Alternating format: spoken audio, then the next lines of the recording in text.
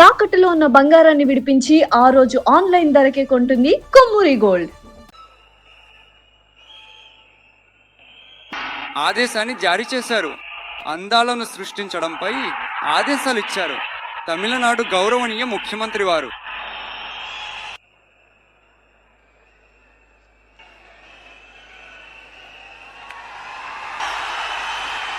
మీ అందరికీ నా వందనం.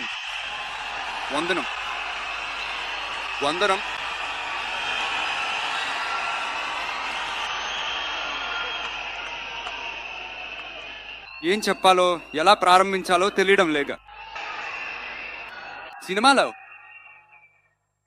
ఎలాగైనా కష్టపడి విజయం సాధిస్తాడని అనుకున్న ఒక సాధారణ అసిస్టెంట్ డైరెక్టర్కు పుట్టిన ఒక పిల్లవాడిగా నాకు జీవితంలో పేదరికం అంటే ఏమిటో నాకు బాగా తెలుసు, ఆకలి అంటే ఏమిటో నాకు బాగా తెలుసు. నేనేమి పెద్ద రాజుల వంశంలోంచి వచ్చినవాడు కాదు.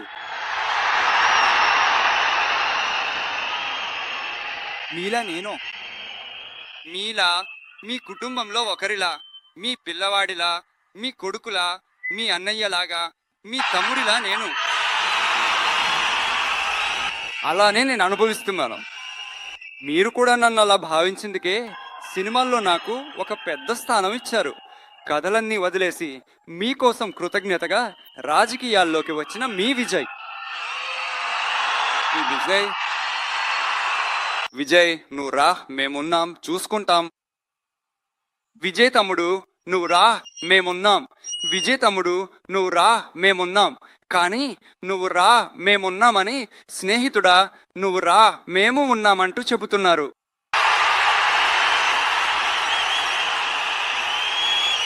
అంత ప్రేమగా, అంత బంధమా? ఏమర్థం చేసుకున్నావు?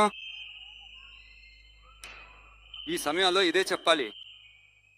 ఈ ప్రయాణంలో, ఈ ప్రక్రియలో నాకెన్నో కష్టాలు, నాకు ఎన్నో అవమానాలు ఎదురైనా అవన్నీ ఒకవైపు ఉన్నా కూడా నా కోసం కూడా నిలబడ్డ మీకు కూడా అదేవిధంగా కష్టాలు, అదేవిధంగా అవమానాలు. అవి అన్నింటినీ మీరు పెద్దగా పట్టించుకోకుండా, వాటిని పట్టించుకోకుండా నా బాధలను మీవిగా భావించి నా వెంట నిలబడ్డారు. ఈరోజు సి జోసెఫిజియన్ కూడా దేనో తీసుకొచ్చారు. మీరు నిజం చేశారు. నిజంగా నాకేమి చెప్పాలో నాకు తెలియడం లేదు. నా బంధువులారా, నా సొంత వాళ్ళారా, నేను ఏదైనా దేవదూతను కాదు. నేను ఒక సాధారణమైన మనిషిని, సహజంగా జీవించే ఒక సాధారణ మనిషిని. నేను ముందే చెప్పినట్టు ఇది చేస్తాను, అది చేస్తాను అని అబద్ధపు హామీలు ఇచ్చే వాళ్లను నేను మోసం చెయ్యను. ఏది సాధ్యమో అది మాత్రమే నేను చేస్తాను. వెంటనే మీ మనసులో ఒక ప్రశ్న రావచ్చు, మరి సాధ్యం కానిది చెయ్యరా, చెయ్యలేరా అనే ప్రశ్న రావచ్చు. ఇన్ని కోట్ల మంది నా వెంట ఉన్నప్పుడు ఏది వచ్చినా ఎదుర్కొనొచ్చు, ఏది జరిగినా చూసుకోవచ్చు. అలాంటి ఆత్మవిశ్వాసం నా మనసులో ఉంది. మరో విషయం కూడా నేను ఇక్కడ చెప్పాలి. ఈరోజు మన తమిళనాడు ప్రభుత్వ పరిస్థితి గురించి నేను మీకు చెప్పాలి. దాదాపు 10 లక్షల కోట్లకు పైగా అప్పు తీసుకుని పెట్టారు. ఈరోజు ఆ తమిళనాడు ప్రభుత్వం ఉన్నప్పుడు ఖజానాను పూర్తిగా ఖాళీ చేసి వదిలేశారు. భరించలేని భారాన్ని మోసుకుంటూ పోయారు.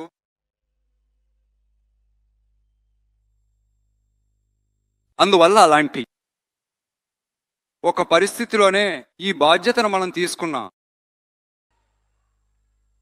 వెంటనే మీరు అనుకోవచ్చు, ఏమిట్రా ఇతనేదో మాయ చేసి మాట్లాడుతున్నాడా? అలా ఏమీ లేదు. లోపలికెళ్ళి చూసినప్పుడే తెలుస్తుంది ఏది ఏ పరిస్థితిలో ఉందో, ఏముంది ఏమి లేదు, ఏది ఏ పరిస్థితిలో ఉంది, ఏది ఏ పరిస్థితిలో లేదు. అందుకే ఇవన్నీ చూసి మీకు ఒక స్పష్టమైన నివేదిక ఇవ్వాలని నేను అనుకుంటున్నాను. ఒక పారదర్శకమైన ప్రభుత్వంగా, అంటే ఈరోజు మన తమిళనాడు ప్రభుత్వం ఈ పరిస్థితిలోనే ఉంది అని మీకు చెప్పి నేను దాన్ని అక్కడి నుంచి ముందుకు తీసుకెళ్లాలని మాత్రమే కోరుకుంటున్నాను. అదే నేను మొదట చెయ్యాలని అనుకుంటున్నాను. తమిళనాడుకు వస్తే ఎవరినైనా వెళ్ళి ఏదైనా కలవాలంటే ఈ ముఖాన్ని మూసుకుని వెళ్ళి కలవడా? ఈ రహస్యంగా మీకు తెలియకుండా వెళ్ళి కలవడం లాంటివి నేను చెయ్యను. ఏదైనా జరిగినా నేను ఎప్పుడూ బహిరంగంగానే దాచిపెట్టకుండా చేస్తాను. ఇంత పెద్ద బాధ్యతను నా చేతిలో పెట్టారు. అదే సమయంలో నాకు కొంత సమయం కూడా ఇవ్వాలని నేను అభ్యర్థిస్తున్నాను. నేను చెప్పిన ప్రతిదీ దశల వారీగా పూర్తి చేయడానికి ప్రయత్నిస్తాను. పూర్తి చేస్తాను కూడా. అదే సమయంలో మీరు నాకు కొంత సమయం ఇస్తే అది నాకు కొంత సహాయంగా ఉంటుంది, సహకారంగా కూడా ఉంటుంది. ఇది మీ పాలన. మహిళల భద్రతను చాలా కఠినంగా ఉంచుతాను. మత్తు పదార్థాల సంస్కృతిని నియంత్రించడానికి మనం ఏ ఏ చర్యలు తీసుకున్నాం, ఇంకా ఏ ఏ ప్రయత్నాలు చేయాలి, ఇవన్నీ ఇప్పటి నుంచే తీసుకుంటాను. మన పిల్లలను దాని నుండి కాపాడటం మన ప్రభుత్వ బాధ్యత. అదేవిధంగా చట్టం మరియు శాంతి భద్రతను అందరికీ నిర్ధారిస్తాను. నన్ను అవమానపరిచినా సరే, నన్ను ఇబ్బంది పెట్టినా సరే, పురుషులు కూడా నా ప్రజలే కదా. స్నేహితులైన శత్రువులైన 8 కోట్ల మంది ప్రజలందరూ నా ప్రజలే కదా. అలాగే ఈ ప్రాథమిక విషయాలు అంటే విద్య, రేషన్, వైద్యం, తాగునీరు, రోడ్డు సౌకర్యం, బస్ సౌకర్యం, ఇలాంటి విషయాల్లోనే నా పూర్తి ప్రాధాన్యత ఇవ్వాలని నాకు అనిపిస్తుంది. నేను ముందే చెప్పినట్టు ప్రజల డబ్బు నుండి ఒక్క పైసా కూడా తాకను. నాకు అది అవసరం కూడా లేదు. అది మీకు బాగా తెలుసు. ఈ విషయంలో తప్పు చెయ్యడు, తప్పు చెయ్యనివాడు కూడా. అది ఎవరైనా సరే, నా ప్రభుత్వంలో నా వెంట ఉన్న వాళ్ళైనా సరే వదిలిపెట్టను. ఊహించండి, ఎవరికైనా అలాంటి ఆలోచన మనసులో ఉంటే, మనము గెలిచేసాం, ఒక ఆట ఆడి చూద్దామనే ఆలోచన ఎవరికైనా ఉంటే, ఇప్పుడే ఈ క్షణంలోనే దాన్ని అరికట్టేశాను. ఇక్కడ ఒకే సెంటర్ ఉంది, నా నాయకత్వంలో ఏర్పడిన సెంటర్. ఈ వైపు ఒక సెంటరు, ఆ వైపు ఒక పవర్ సెంటరు, అక్కడ ఒక పవర్ సెంటరు, అలాంటివేమీ లేవు. ఇప్పుడే చెప్పేస్తున్నాను. మహిళలు, యువత, రైతులు, ప్రభుత్వ ఉద్యోగులు, ఉపాధ్యాయులు, కష్టపడే ప్రజలు, మత్స్యకారులు అందరూ మన టీవీకి ప్రభుత్వంలో బాగుంటాం, బాగుంటాం, బాగుంటాం. పుట్టుకకు ప్రతి జీవికి అదే మనది రాజీపడని ప్రాథమిక సిద్ధాంతం. అల్పసంఖ్యాక సోదరులారా, మీకోసం మన టీవీకి ప్రభుత్వం కూడా తోడుగా నిలుస్తుంది. మీకు ఇందులో ఎలాంటి సందేహం అవసరం లేదు. హిందూ, ముస్లిం, క్రైస్తవులందరికీ ప్రతినిధిగా ఉన్న ముఖమే ఈ విజయ ముఖం. ఇందులో మీరు ఒక 100% నమ్మవచ్చు.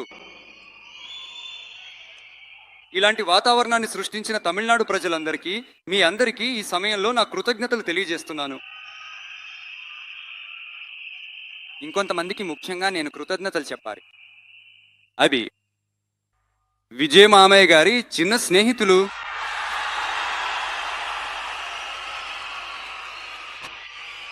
వాళ్ళ వల్లే ఇది జరిగింది. మీకు ఎలా కృతజ్ఞతలు చెప్పాలో తెలియరు. మీకోసం మీ భవిష్యత్తును మనసులో ఉంచుకుని అన్ని మంచి విషయాలను మీకోసం ఈ విజయ మామయ్య చేసిస్తాడు. కాన్ఫరెన్స్ కూడా ఉంది. అదేవిధంగా ఇంకొంతమందికి ముఖ్యంగా కృతజ్ఞతలు చెప్పాలి. మీరు నా ప్రాణం లాంటి వారు, మిమ్మల్ని నేను ఎలా మర్చిపోతాను? తమిళనాడు విజయ్ కళక్ స్నేహితుల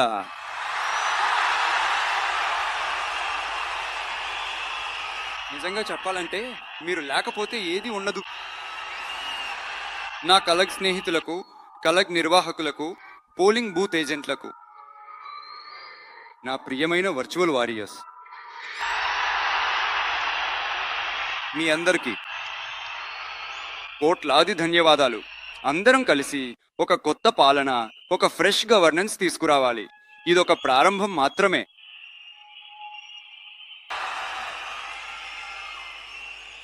ప్రత్యేకం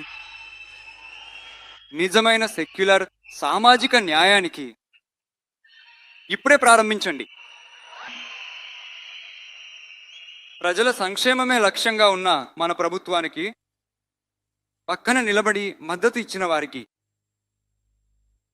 కాంగ్రెస్ ఉద్యమానికి నాయకత్వం వహిస్తున్న గౌరవనీయులు శ్రీ మల్లికార్జున్ ఖర్గే గారికి, పార్లమెంటు ప్రతిపక్ష నాయకుడు గౌరవనీయులు మై బ్రదర్కు శ్రీ రాహుల్ గాంధీ గారు, కాంగ్రెస్ పార్టీ ప్రధాన కార్యదర్శి గౌరవనీయులు శ్రీ కేసి వేణుగోపాల్ గారు, తమిళనాడు కాంగ్రెస్ అధ్యక్షుడు గౌరవనీయులు శ్రీ సెల్వపాయ రొందగై గారు, నా స్నేహితుడు ప్రవీణ్ చక్రవర్తి గారు, సిపిఐఎం పార్టీ జాతీయ ప్రధాన కార్యదర్శి గౌరవనీయులు కామ్రేడ్ శ్రీ ఎంఏబిపి గారు, రాష్ట్ర కార్యదర్శి గౌరవనీయులు కామ్రేడ్ శ్రీ పి షణ్ముఖం గారు, రాజకీయ ప్రధాన కమిటీ సభ్యుడు గౌరవనీయులు కామ్రేడ్ శ్రీ కె బాలకృష్ణం గారు, పార్లమెంట్ సభ్యుడు గౌరవనీయులు కామ్రేడ్ శ్రీ సువెంకటేశం గారు, మన ప్రభుత్వానికి మద్దతు ఇచ్చిన విడతలే చెయ్యి రౌతేగల్ పార్టీ అధ్యక్షుడు గౌరవనీయులు అన్నయ్య శ్రీ తిరుమావళవన్ ఎన్బి గారు, పార్లమెంట్ సభ్యుడు గౌరవనీయులు శ్రీ రవికుమార్ గారు, శాసనసభ కమిటీ చైర్మన్ గౌరవనీయులు శ్రీ వన్ని అరసు గారు, సిపిఐ పార్టీ జాతీయ ప్రధాన కార్యదర్శి గౌరవనీయులు కామ్రేడ్ శ్రీ డి రాజా గారు, రాష్ట్ర కార్యదర్శి గౌరవనీయులు కామ్రేడ్ శ్రీ ఎం వీరపాండియన్ గారు, మాజీ తమిళనాడు రాష్ట్ర కార్యదర్శి గౌరవనీయులు కామ్రేడ్ శ్రీ ఆర్ ముత్తరసం గారు, ఇండియన్ యూనియన్ ముస్లిం లీగ్ పార్టీ అధ్యక్షుడు గౌరవనీయులు డాక్టర్ శ్రీ ఖాదర్ మొయిదీన్ గారు, పార్లమెంట్ సభ్యుడు గౌరవనీయులు శ్రీ నవాజ్ ఖని గారు, మీ అందరినీ హార్దికంగా స్వాగతిస్తున్నాను. ప్రధానంగా ఇలాంటి సమయంలో నా కోసం మీరు గొంతు కలిపినందుకు, నాకు మద్దతుగా నిలబడ్డందుకు ఈ సమయంలో మీ అందరికీ నా కృతజ్ఞతలు తెలియజేస్తున్నాను. ఆత్మవిశ్వాసంగా ఉండండి, మంచిదే జరుగుతుంది, విజయం ఖచ్చితంగా వస్తుంది. మళ్ళీ కలిసే వరకు కాదు మళ్ళీ కలుద్దాం. ధన్యవాదాలు, నమస్కారం.